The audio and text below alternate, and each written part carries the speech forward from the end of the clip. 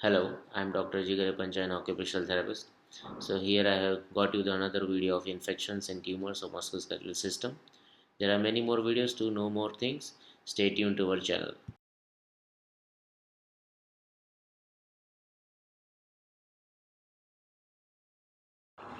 So as in we go for the classification of this. So as in the today's topics, as I mentioned, that we'll be most of talking about osteomyelitis and infectious arthritis in children and adolescents. Before that, we have covered many other topics of related to therapeutics and infections in the you can say after the fracture, post fracture, and the other infections of the musculoskeletal systems and the osteomyelitis. But here we'll be talking purely about osteomyelitis.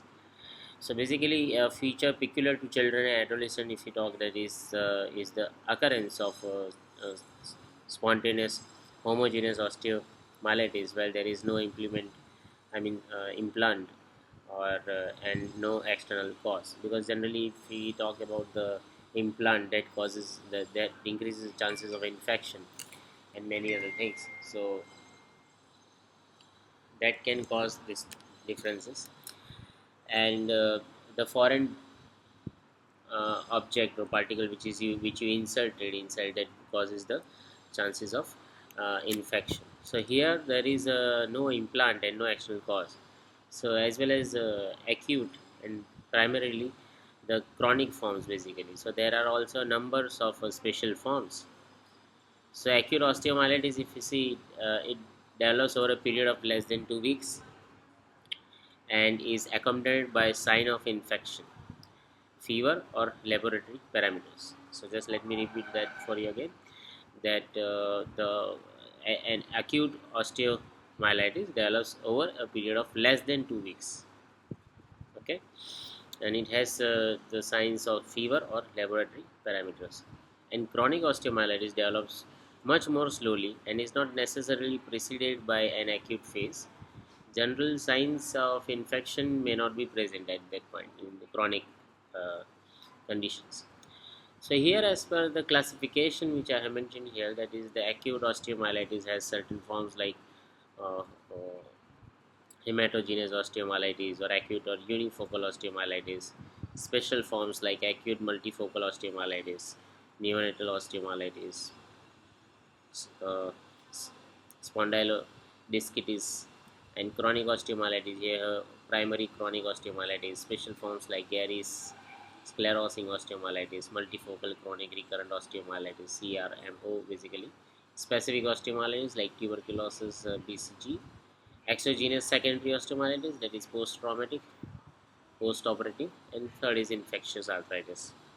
So in acute osteomyelitis we talk, so it has certain etiology and pathology basically. So there are very typical, if you say, it is very typical in children and adolescents, and the bacteria generally enter the metaphyses of the long bones as a result of a bacterium, and also due to the specific vascular anatomy with spiral arterioles. It is particularly easy for a bacterial colonies to develop in a metaphysis basically. So the phagocytes associated with the vascular tissue are absent around these vessels. So this encourages the bacterial damage to the endothelium with secondary thrombosis and resulting in necrosis of the otherwise exceptional vascularized metaphysis basically. So the source, if you say, of infection generally remains unknown, okay, because the if you say the associated with the vascular tissue are absent around this vessel. So that's why the source is unknown, and the nasal or oral cavity, the skin, respiratory tract, gastrointestinal tract, urogenital system. So that remains unknown source. It can be any basically on that purpose. So the site of infection generally remains restricted locally and leads to metaphyseal osteolysis. So if the process is not halted through therapy, this results in the further issues like abscess or infectious arthritis. So basically the sub periosteal abscess. So in this the bacteria may multiply significantly in the transition zone between arterioles and venous sinusoids, and that's how the abscess basically forms and causes an issue. So if you see on the other side that it forms the sinusoids in the arterioles, that is the branches of the arteries basically, and venous sinusoids. Okay, so that's how it forms the transition at this in between the sinusoid. Just for your information, is a curve having a form of means an anatomy a small irregular shaped blood vessel found in a certain organs, especially the liver or any other organs as well. So if you say that the local inflammatory process increases the permeability of the blood vessels, leading to purulence in the subperiosteal area, the subsequent uh, a perforation through metaphyseal cortex may occur. So the expansion of the subperiosteal abscess cuts off the underlying bone from the blood vessels and means from the blood supply and causes avascular necrosis. So that's how avascular necrosis takes place. Basically, expansion of the periosteal abscess cuts off the underlying bones with the blood supply, and that's why it causes avascular necrosis. So this results in the formation of the sequestrum, as the elevated periosteum is generally vital, as it forms the new bone in which sequestrum may become the encapsulated, also known as just for information. Let me tell you this. What is sequestrum? So basically, in a noun we can see in a plural form called sequestra. So it's a piece of a dead bone tissue occurring with a disease or injured bone, typically in chronic osteomyelitis. And so that's why the sequestrum become uh, encapsulated, also known as invol- uh, uh, involucrum. And on the other hand, infectious arthritis, so in areas where there is a direct contact between the metaphyseal and a joint capsule, so the subperiosteal abscess can penetrate the adjacent joint, triggering secondary septic arthritis. So that is another issue which we see, and that's why, because the septic arthritis, so this can typically occur in both in hip and knee. So in infants, in small children up to the age of 3, maybe these infections frequently occur. So in and about one third of the cases, as there are more blood vessels crossing the epiphyseal plates in this age group than in the older children. So if you just talk about the incidence and localization, so the incidence is considered very appears to be decreasing in industrialized nations, and about 3 new infections per 1 lakh children are generally detected in each year. So acute hematogenous osteomyelitis can be located at any site in the bone. However, if you say it is observed most frequently in the metaphysis of the bone, as I just the long bone, as I just mentioned. So sites of predilection are also included in the pelvis and in the spine. So if you say the clinical findings, the diagnostics, so even although the clinical findings, if you say, they can be quite variable, because particularly in very young children, the symptoms are nevertheless typically in the most cases. So generally, however, if you say that the child feels unwell, so the child over the age of 1 year tend to be exhibits systemic sepsis as well as high fever. Okay, systemic sepsis as well as high fever, which may be not present in children younger than 1 year, or is older or in older children and adolescents. So that's why the localizing the pain may be very difficult at this spot of time. So history of stomach pain, stomach or back pain, or even more vague or uncharacterized symptoms in older children can be misleading though. So that's why you say the range of motion of the adjacent joint is generally limited. If the affected bone is has little surrounding soft tissue, maybe painful swelling or redness is often evident. So that is the for the indications you need to see in laboratory diagnostics. If you see that the uh, differential blood count basically non-specific, then you see reactive protein CRP levels and erythrocyte sedimentation rate ECR are generally strongly elevated in the cases of this kind of issues. Also, imaging diagnostics like ultrasound, scintigraphy, You have MRI, X-ray imaging, all are very essential. Say ultrasound basically is a direct examination or to identify any subperiosteal abscess and joint diffusion. Then scintigraphy, only a diagnostic relevance if local aspiration, joint abscess, joint or abscess, and blood cultures are negative. As osteomyelitis is typically localized in the metaphysis, interpretation can sometimes be difficult due to physiological accumulation of a tracer around the epiphyseal plate. So prior to the surgical treatment, the scintigram should indicate if there are other sites of infection that require treatment. In MRI also there is a compared to X-ray imaging, this is more sensitive means of diagnosis, as I'll be showing that in the other figure in the next slide. Then you have X-ray imaging used in long-term follow-up. So osteolytic site of infection in itself is not an accurate indicator of the therapy to be selected at that point. In microbiological investigation, you can see this varies actually. So with typical pathogens depending on the patient's age. So the infants under 2 years of 2 months of age or 2 months old, you can see Staphylococcus aureus, Streptococcus agalexia, then gram-negative Enterobacteriaceae, as well as Candida albicans.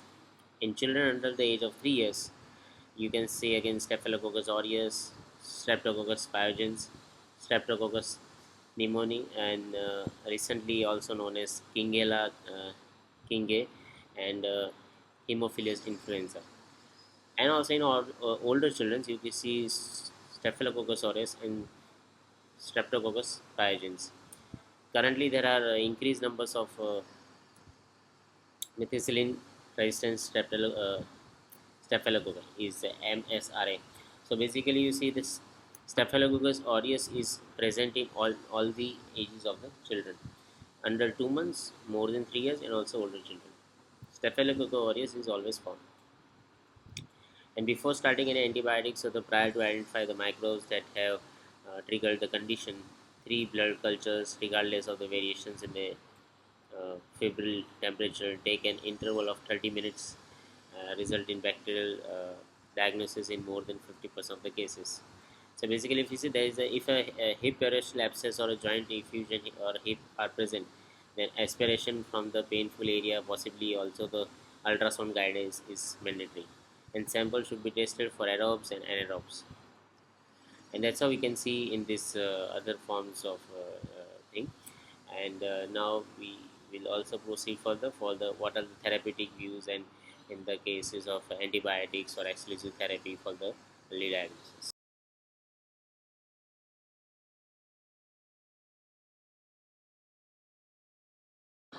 So in therapeutic sense, if you see the antibiotics as an exclusive therapy for the early diagnosis, so there are only effective in the early stages, basically prior to the abscess formation, because once the abscess sets in is very difficult.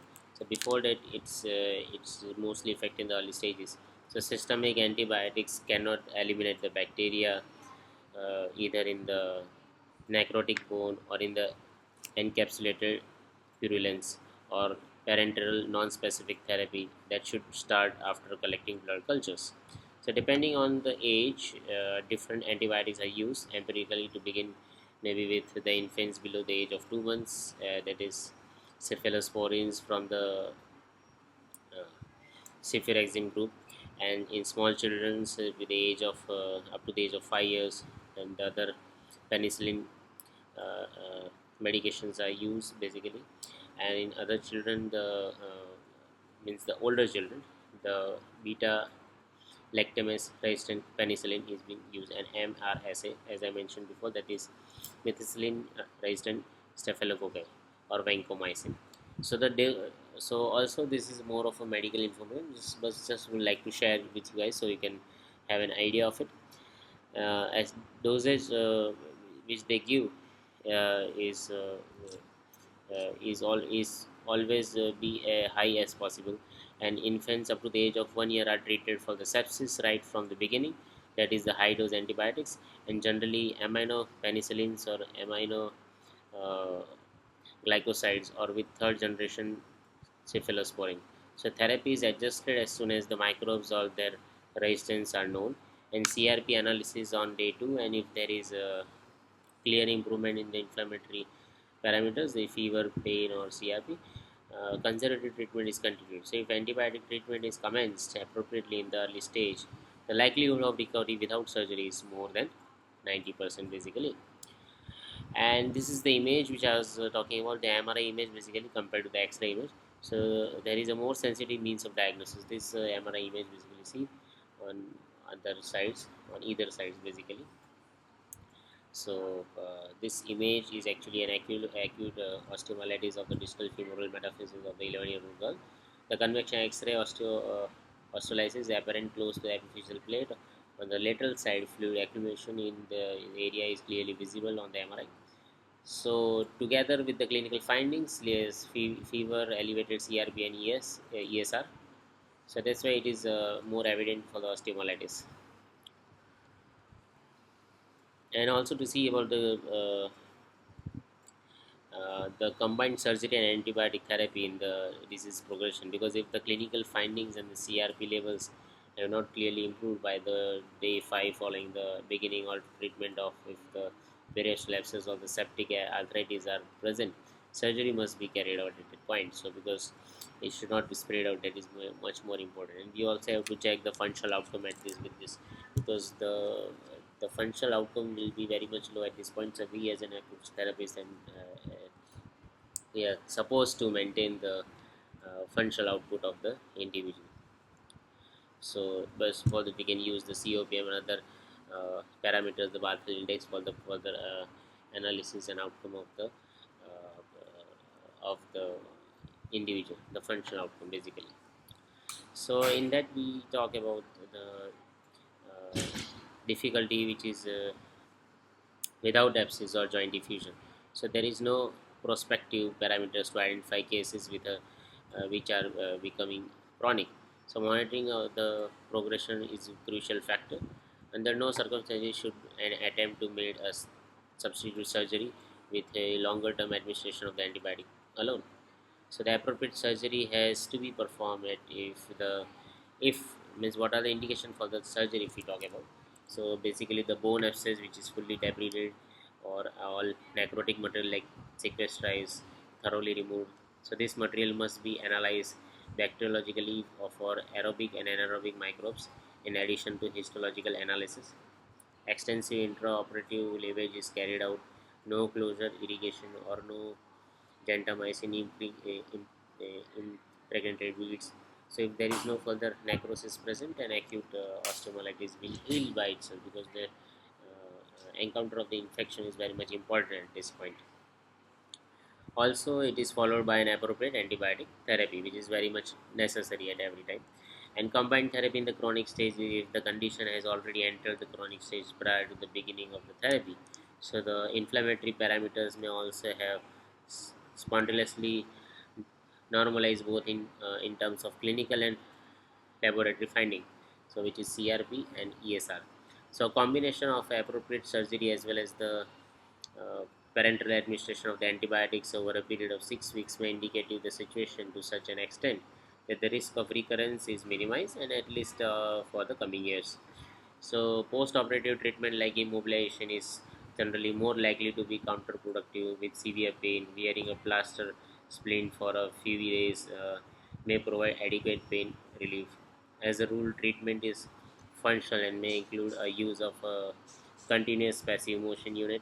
So the children is also mobilized where possible, even if a drip is in use. And if the legs are affected, use crutches to ensure they are not weight bearing. So that is how the ambulation criteria we can take in the therapeutic, and we can at least make the patient ambulated in house or in a room, so that he should not feel a bedridden or something like the situation, even in around the house or nearby areas.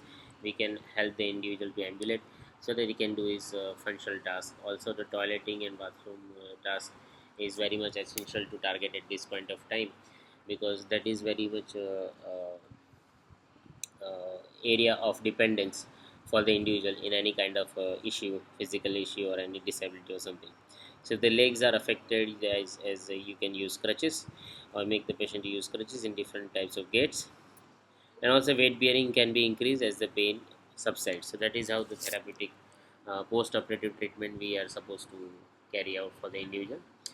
Duration of the therapy and end of the treatment, if we say that the most of the more recent studies support the principle of short-term antibiotics, that is more of the medication and the doctors use that. So basically they use antibiotics as the exclusive therapy of the treatment, and if the administration is started in the timely fashion, osteomyelitis will heal once the inflammatory parameters, like, see, remember the inflammatory parameters are fever, pain and CRP levels, which are high, which is always elevated.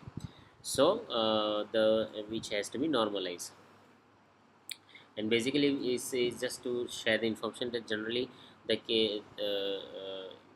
the case is to the maximum of 14 days after the beginning of the treatment. So this defines the ends of the treatment for the acute osteomyelitis. So additional internal administration of antibiotics is not required. Basically 14 days we can expect, meaning 2 weeks we can expect the healing process and the normalization of the inflammatory parameters like fever, pain and CRP.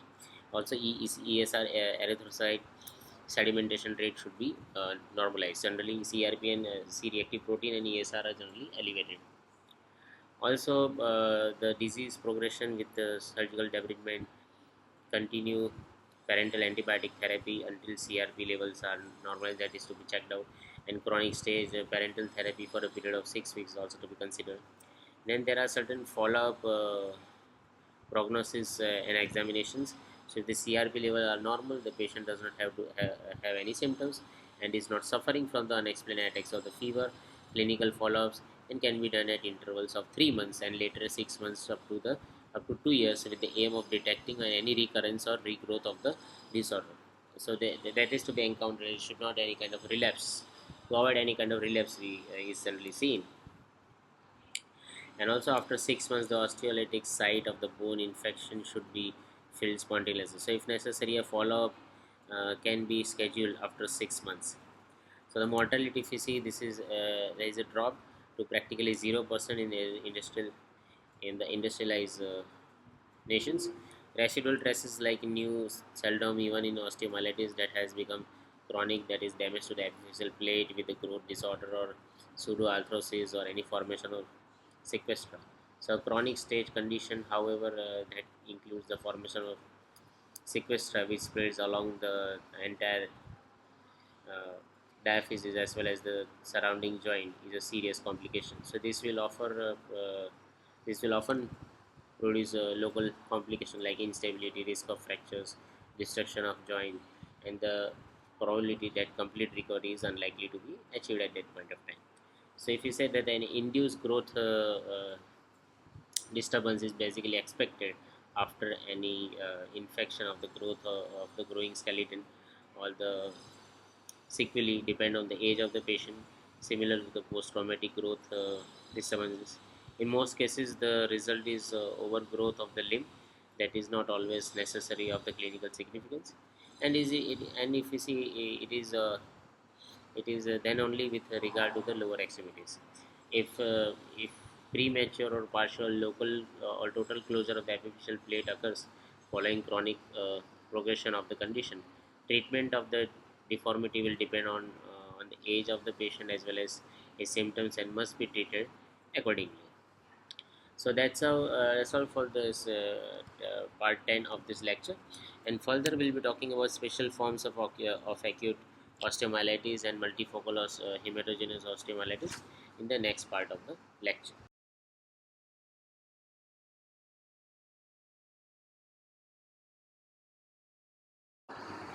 And these are the references for as you can refer this for further studying and going deeper into the topic.